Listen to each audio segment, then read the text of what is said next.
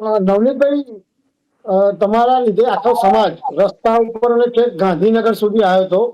અને જે તે વખતે તમે એવું કીધું હતું કે મને સરકાર ઉપર વિશ્વાસ છે અને સરકારે અમારી જે કાર્યવાહી કરવાની હોય કાર્યવાહી કરી હતી. જે તે પીઆઈ ની પણ બદલી કરી નાખી હતી, એસીપી ઉપર પણ કાર્યવાહી કરી હતી. તો અત્યારે હીરાભાઈ સોલંકીએ એવો તમારી પર આરોપ લગાવ્યો છે કે સમાજની લાગણીને ભડકાવીને નવનીતભાઈ રાજકીય રોટલો શેકે છે. તો એ બાબતે તમારું શું માનવું છે, શું કહેવું છે તમારું? ના, એમાં રાજકીય રોટલો ક્યાં છેકવાની વાત? એ બીજેપી માં છે તો કોઈ નવો ચહેરો હોય તો હું કોઈ પણ પાર્ટી જોઈન્ટ ન કરી શકે?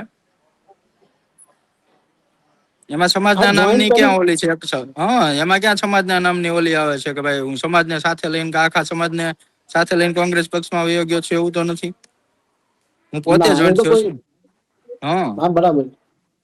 પણ જે તે વખતે તમે એવું કીધું હતું કે ભાઈ ભાજપ સરકાર ઉપર અમને ભરોસો છે અને અમને હા, કાર્યવાહી હા, એમ કે ભાજપ હા, સરકારે કરી છે. ભરો છો. અને હા, તમારા મંત્રી, તમારા સમાજના પરસોત્તમભાઈ સોલંકી જે છે એમને પણ તમને સારો સપોર્ટ કર્યો હતો, હીરાભાઈ સોલંકીએ.